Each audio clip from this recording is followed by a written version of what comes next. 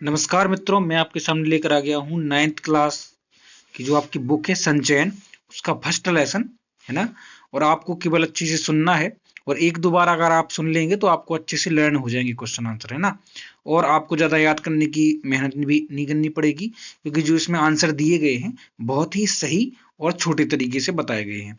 इससे पहले मैंने आपकी जो दूसरी बुक्स हैं, जो आपकी कृतिका है और क्षितिज है, उसके क्वेश्चन आंसर अपलोड कर दिए हैं। अगर आपने नहीं देखे तो आप जरूर देखें। और अगर आपको साफ नहीं दिख रहा है तो आप वीडियो की क्वालिटी इंक्रीज कर सकते हैं। चलिए शुरू करते हैं। देखिए, पाठ का नाम है गिल्लू, ठीक है। और इसकी लेखिका है महादेवी वर्मा जी, है ना। तो हम क्वेश्चन आंसर आपको बताते जाएंगे और बीच में आपको एक्सप्लेन भी करते जाएंगे, ठीक है, जिससे आपको उसके बारे में जानकारी हो जाए। वीडियो को लाइक और चैनल सब्सक्राइब जरूर कर दें। आने वाले जितने भी चैप्टर हैं आपकी क्लास के, वो आपको हमारी चैनल पर देखने के लिए मिल जाएंगे, ठीक है। देखिए, पहला प्रश्न है कि सोन जूही में लगी पीली कली को देख लेखिका के मन में कौन सी विचार उमड़ने लगी। तो देखिए, लेखिका कौन? लेखिका महादेवी वर्मा जी। और सोन जूही क्या है? एक प्रकार का पौधा है जो फूल लगते हैं उसमें, ठीक है। देखिए, सोन जूही में लगी पीली कली, कली क्या होती है? फूल से पहले की जो स्थिति होती है वो कली होती है ना।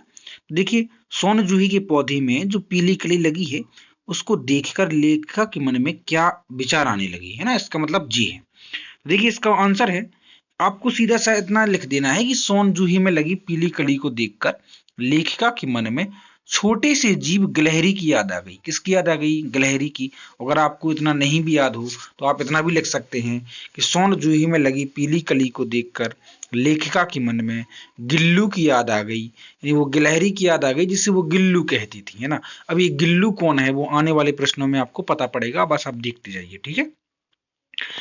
अब इसी कड़ी में अगला प्रश्न है आपका कि पाठ के आधार पर कोए को एक साथ समादरित और अनादरित प्राणी क्यों कहा गया है। तो कोए जो है कोआ, उसको समादरित और अनादरित क्यों कहा गया है? सुनिए ध्यान से। इसका उत्तर है कि कोए को समादरित इसलिए कहा गया है क्योंकि वह छत पर बैठकर अपनी आवाज से प्रियजनों के आने की सूचना देता है ना। ऐसे मान्यता होती है कि कौआ अगर छत पर बैठकर बोले तो घर में क्या कोई भी रिश्तेदार या कोई अनजान व्यक्ति के आने का संकेत देता है ना।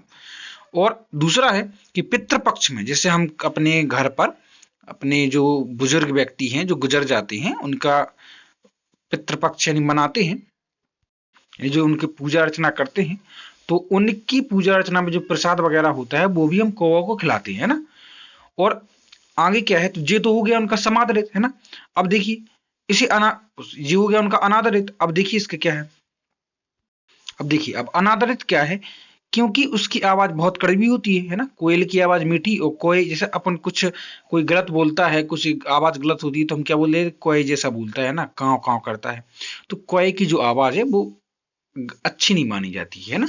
तो उसका जी इस प्रकार से क्या हो गया? अनादरित हो गया, है ना। तो समादरित और अनादरित, है ना, इस पाठ में दोनों प्राणी कहा गया है ना। अगला क्वेश्चन है कि गिलहरी के घायल बच्चे का उपचार किस प्रकार किया गया है। तो देखिए, गिलहरी के घायल बच्चे का उपचार किस प्रकार किया गया। ये लेखिका को वो जो गिलहरी है जिसका नाम गिल्लू है, वो लेखिका को मिली, है ना। किस अवस्था में? घायल अवस्था में, ठीक है। अब देखिए उन्होंने क्या किया कि लेखिका ने गिलहरी के बच्चे को उठाकर अपने कमरे में ले गई। पहला पॉइंट मिल गया, है ना, कमरे में ले गई, उसका घाव रुई से पोंछा और उस पर दवाई लगाई। ये दूसरा पॉइंट हो गया। फिर उसके मुंह में दूध डालने की कोशिश की, परंतु मुंह ना खुल सका, है ना। ये तीसरा पॉइंट हो गया। कई घंटे के बाद उसे एक बूंद पानी पिलाया गया। ये चौथा पॉइंट हो गया। और 3 दिन बाद उसने आंखें खोली और धीरे धीरे स्वस्थ हो गया। ये चौथा पांचवा पॉइंट हो गया, है ना। कोई दिक्कत नहीं है ना, आप आराम से लिख सकते हैं।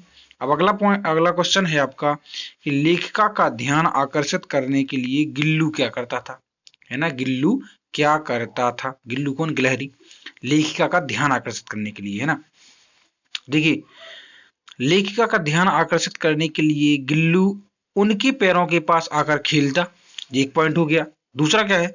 पर्दे पर चढ़ता और फिर तेजी से उतरता, ध्यान आकर्षित करने के लिए, है ना। अगर हम इस प्रकार से इनको देखेंगे तो हमें आसानी से रटने की कोई जरूरत नहीं रहती कि वो उनके पैरों के पास पहले खेलता था, उसके बाद क्या करता था कि वो पर्दे पर चढ़ता और फिर उतरता था। है ना। और इसी तरह वो भागा दौड़ी करता था, कब तक कि जब तक कि लेखिका उसे पकड़ने के लिए उठ ना जाती थी, है ना। जब तक उनको पकड़ लेती थी, यानी तब तक वो उनका ध्यान आकर्षित करता रहता था, है ना। अगला है, जैसे आपको देखा होगा कि आप हम घर पे कोई कुत्ता वगैरह पालते हैं, डॉग या कोई भी बिल्ली, तो हमारे पैरों के पास वो आते हैं, है ना, रगड़ खाते हैं। इस प्रकार से वो अपना ध्यान ध्यान आकर्षित करवाते हैं अपनी तरफ, है ना, कि मैं भी हूँ, मेरी भी प्रेजेंटेशन है ना। देखिए, अब अगला प्रश्न क्या है आपका कि गिल्लू को मुक्त करने की आवश्यकता क्यों समझी गई और उसके लिए लेखिका ने क्या उपाय किया। तो देखिए, गिल्लू यानी गिलहरी को मुक्त करने की क्यों आवश्यकता समझी गई, मतलब उसके आजाद करने की। तो देखिए, बाहर की गिलहरियां खिड़की को जाली के पास बैठकर चिक चिक करती थी। एक पॉइंट हो गया, है ना। जो बाहर की गिलहरियां हैं, वो खिड़की के पास बैठकर बोलती थी। उन्हें देखकर गिल्लू उनके पास जाकर बैठ जाता था। अब उन्हें देखकर गिल्लू उनके पास जाकर बैठ जाता खिड़की के पास, है ना। इस तरह बाहर निहारते हुए उसे देखकर लेखिका को मुक्त करना आवश्यक समझ कर ली। अब लेखिका ने समझा कि देखो, आजादी सबको प्यारी होती है ना, चाहे वो मनुष्य हो, वो चाहे वो जानवर हो, चाहे पशु पक्षी कुछ भी हो, है ना, सभी को अपनी आजादी प्यारी होती है ना। तो देखो, तो इसको देखकर लेखिका को ऐसा लगा कि हो सकता है गिल्लू को बुरा लग रहा हो कि मैं यहाँ कैद हूँ और मेरे जैसे ही अन्य जीव जंतु बाहर, है ना, आजाद है। तो देखिए, तो इसीलिए लेखिका ने उसे मुक्त करना आवश्यक समझा। लेखिका ने खिड़की की जाली का एक कोना खोल दिया। अब लेखिका ने क्या किया कि खिड़की की जो जाली जहां वो बैठता था, उसका एक कोना खोल दिया, जिससे वह गिल्लू है वो बाहर आ जा सके, यानी आ सके और घर के अंदर जा भी सके और आ भी सके, है ना। अब अगला क्वेश्चन है आपका कि गिल्लू किन अर्थों में परिचारिका की भूमि निभा रहा था। भूमिका, तो देखिए, परिचारिका का मतलब होता है, पहले समझ लीजिए, दासी, है ना, दास दासी नौकर वगैरह जो हमारी सेवा करते हैं, सेवक।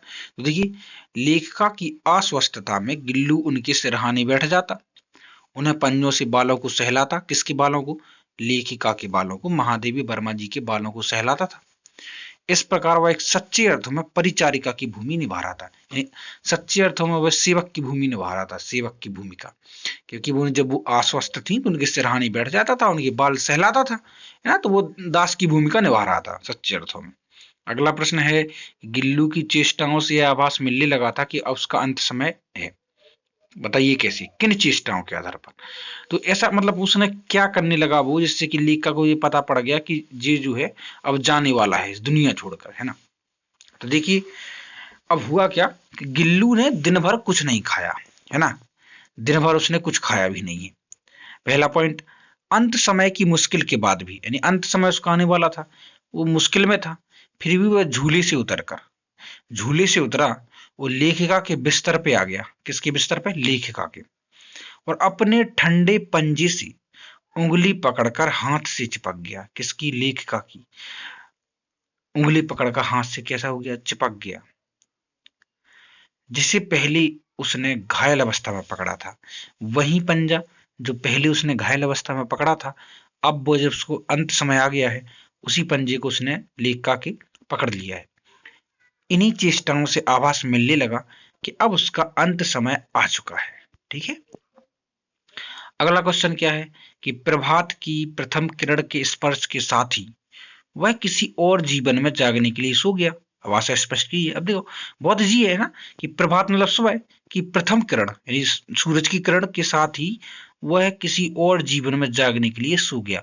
अब और कैसा सो गया? किसी और जीवन में, नहीं, वो क्या हो गया? एक्सपायर हो गया। अब देखो, इसका आंसर क्या है कि इस कथन का आशय यह है कि सुबह होते ही गिल्लू की हो गई मृत्यु, है ना, गिल्लू की मृत्यु हो गई और वह हमेशा के लिए क्या हो गया? सो गया, है ना, हमेशा के लिए सो गया, यानी वो क्या हो गया? एक्सपायर हो गया, है ना, ताकि वह कहीं और जन्म लेकर नए जीवन को पा सके, जिससे कि वो कहीं और जन्म ले सके, है ना। अब अगला प्रश्न क्या है आपका? अगला है आखिरी प्रश्न, और ये प्रश्न कहता है कि सोन जूही की लता, यानी मैंने बता दिया था सोन जूही एक प्रकार का पौधा है ना, जिसमें फूल लगते हैं, है ना।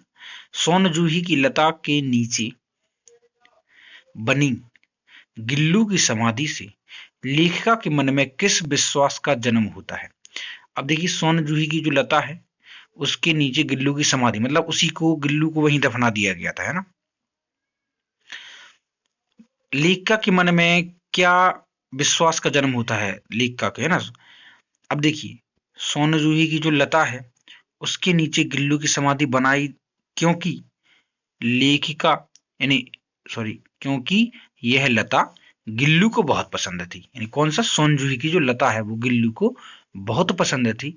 और साथ ही लेखिका को विश्वास था कि इस छोटे जीव को इस बेल पर लगे फूल के रूप में देखेगी। यानी कि बेल पर जो फूल उगे हैं वो फूल को जब देखेगी तो लेखिका को ऐसा ही लगेगा कि ये गिल्लू है ना। जूही में जब पीले फूल लगेंगी तो लेखिका के समक्ष गिल्लू की स्मृति यानी उसकी यादें उजागर हो जाएंगी, साकार हो जाएंगी, जिससे उन्हें संतोष मिलेगा। क्या मिलेगा? संतोष। उन्हें अच्छा लगेगा थोड़ा। ठीक है, आई होप गाइस कि आपको समझ में जरूर आया होगा। वीडियो को लाइक और चैनल सब्सक्राइब जरूर कर दें, मित्रों को शेयर करें और कमेंट जरूर करें कि आपको वीडियो कैसा लगा। ठीक है, मिलते हैं अगली वीडियो में। Take care, bye bye.